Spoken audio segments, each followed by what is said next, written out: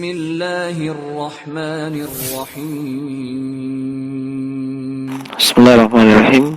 Alhamdulillah, salatu wassalamu ala rasulillah wa ala alihi wa sahabatihi wa mawala ma ba'du. Di sini ada pertanyaan Bismillah dari hamba Allah di Parepare. Assalamualaikum warahmatullahi wabarakatuh. Semoga Ustaz dan tim senantiasa dalam lindungan Allah Subhanahu wa ta'ala. Naam, waalaikumsalam warahmatullahi wabarakatuh. Mohon sampaikan pertanyaan ana kepada Ustaz. Ana mau bertanya, apakah termasuk bid'ah apabila merutinkan membaca surah Al-Kahfi secara berjamaah di masjid pada malam Jumat, Ustaz, dengan menggunakan pengeras suara? Barakallahu fiik. Taib, pertama yang mesti dipahami dulu adalah definisi bid'ah. Apa itu bid'ah? Dan ketika Nabi SAW menyebutkan tentang bid'ah, maka definisi yang mana yang digunakan untuk memahami sabda Nabi SAW tersebut? Taib, bid'ah secara bahasa itu berasal dari kata bada'ah yang didefinisikan oleh Imam Ibnu Manzur dalam Lisanul Arab dengan asy-syai'u al-mukhtara'u ala ghairi misalin sabiq. Itu sesuatu yang diada-adakan, dibuat-buat, yang belum ada contoh sebelumnya. Ya. Ini adalah definisi dari sisi bahasa. Kemudian dari sisi istilah atau terminologi, ini banyak ungkapan yang disebutkan oleh para ulama, baik itu ulama zaman klasik hingga ulama yang kontemporer. Dan salah satu yang terbaik yang kami ketahui adalah definisi yang disebutkan oleh Imam Abu Ishaq Asy-Syatibi rahimahullahu ta'ala dalam kitabnya Al-I'tisam. Beliau katakan bid'ah secara istilah itu adalah ibaratun an tariqatin fid din mukhtara'atin tudahi asy-syar'iyyata yuqsadu bis-suluki 'alayha al-mubalaghatu fi at-ta'abbudi lillahi subhanahu. Yaitu istilah yang ditujukan untuk suatu model atau suatu metode atau suatu cara di dalam agama yang dibuat-buat dan menyerupai syariat dan dimaksudkan ketika melakukannya atau menempuhnya adalah berlebih-lebihan di dalam beribadah kepada Allah Subhanahu wa ta'ala. Dari definisi istilah ini nampak bahwasanya yang dinyatakan sesat itu adalah yang difokuskan cakupannya pada perkara baru dalam urusan agama dan bukan dalam urusan dunia dan perkembangannya. Kemudian bid'ah tersebut menyerupai syariat, seperti perintah dalam syariat berupa tilawatul Quran, berdoa, berzikir, salat, puasa, dan ibadah yang lainnya, amalan yang lainnya yang memang diperintah dalam syariat. Nah, dengan demikian perbuatan atau apa yang dilakukan yang tidak menyerupai syariat tidak bisa dikategorikan sebagai bid'ah secara istilah. Misalnya saja tentang keberadaan pesawat terbang, mikrofon, mobil, motor, ponsel, kereta api dan yang lainnya. Itu tidak bisa dikategorikan sebagai bid'ah secara istilah. Adapun dari sisi bahasa, iya. Tapi dari sisi istilah tidak, sebab sama sekali tidak menyerupai syariat dan bukan bagian daripada syariat atau agama Islam. Dan Nabi SAW ketika menyatakan kullu bid'atin dhalalah, setiap bid'ah itu sesat, maka ini beliau tidak maksudkan dari bid'ah dari sisi bahasa, tapi dari sisi istilah. Di antara yang menguatkan hal ini adalah ketika Nabi SAW tiba di kota Madinah dan beliau ditanya tentang perkara yang terkait dengan mengawinkan pohon kurma ketika itu, ya, sehingga menghasilkan buah yang baik, buah yang terbaik. Nah, dan ternyata, ya, beliau nyatakan ketika itu, antum a'lamu bi umuri dunyakum, kalian dalam urusan dunia kalian itu lebih tahu dibandingkan saya.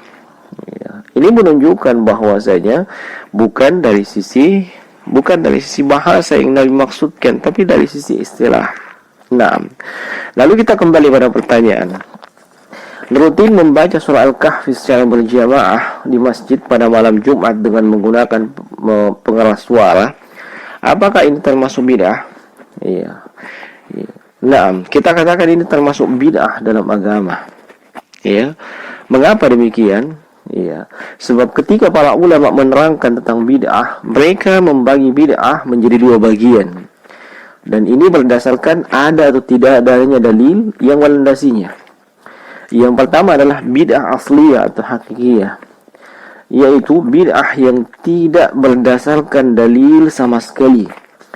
Tidak ada dari Al-Quran, ya, hadits atau sunnah, ijma', ya, dan juga istidlal yang diakui atau mu'tabar di kalangan para ulama, ya, tidak secara global maupun terperinci.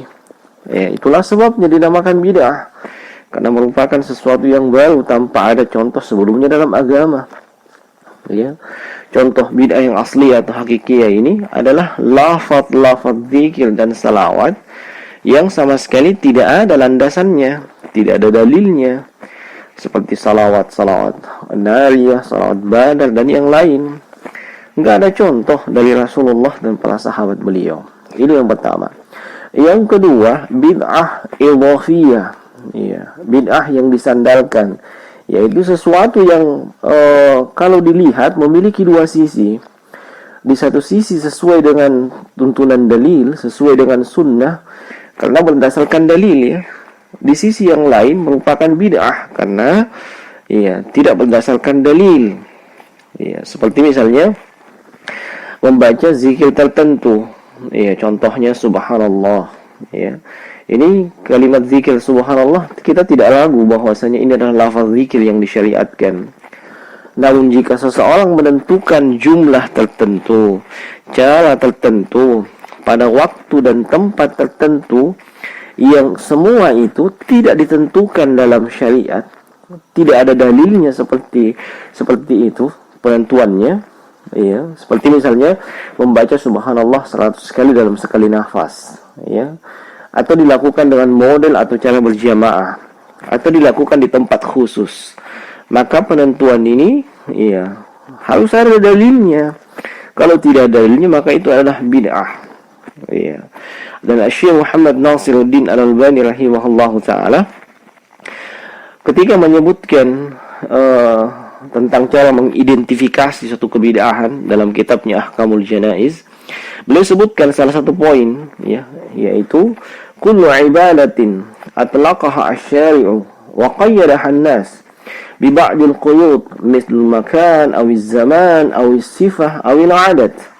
Ya, semua ibadah yang disebutkan secara mutlak oleh syariat, ya, namun dibatasi, ya, oleh sebahagian manusia dengan beberapa pembatasan, ya. Nah, dalilnya mutlak, tapi sebagian orang melakukan muqayyad atau pembatasan, seperti membatasi tempatnya, waktunya, sifatnya, atau jumlahnya. Nah, membaca surah Al-Kahfi baik di malam Jumat atau di hari Jumat ada dalilnya, yaitu berdasarkan sejumlah hadits. Misalnya hadits yang diriwayatkan oleh Imam An-Nasa'i dan Al-Baihaqi dan disahihkan oleh Syekh Al-Albani rahimahullahu taala dalam Sahihul Jami', ya. Nabi sallallahu alaihi wasallam bersabda, "Man qara'a surat Al-Kahfi fi yaumil jumu'ati, adha'a lahu minan nur ma bainal jum'atain." Siapa saja yang membaca surah Al-Kahfi pada hari Jumat, dia akan disinari oleh cahaya antara dua Jumat, ya. Dan contoh yang lain adalah hadits yang diriwayatkan oleh Imam Ad-Darimi dan ini juga disahihkan oleh Syekh Al-Albani Kata beliau sallallahu alaihi wasallam, "Man qara'a surat al-kahfi lailatal jumu'ati adha'a lahu minan nur fi ma bainahu wa bainal baitil atiq." Siapa saja yang membaca surah Al-Kahfi pada malam Jumat, dia akan disinari cahaya antara dia dengan Ka'bah. Ya, ada dalilnya. Tetapi ketika membaca surah tersebut secara berjamaah, bahkan dirutinkan dengan berjamaah, ini menentukan kaifiat atau model tertentu yang tidak ada dalilnya. Iya, sehingga hal tersebut, caranya atau kaifiatnya, itulah yang dikategorikan dengan bid'ah. Nah, dan yang benar adalah membaca surah Al-Kahfi baik di malam Jumat atau di hari Jumat, ya, dan itu dibaca secara sendiri-sendiri, ya, tidak apa-apa dirutinkan setiap Jumat, kemudian dibaca secara keseluruhan walaupun dicicil, selama masih masuk dalam kategori malam atau hari Jumat. Nah, inilah yang benar, dan bukan dengan berjamaah, ya, apalagi sampai mengganggu orang lain dengan menggunakan mikrofon.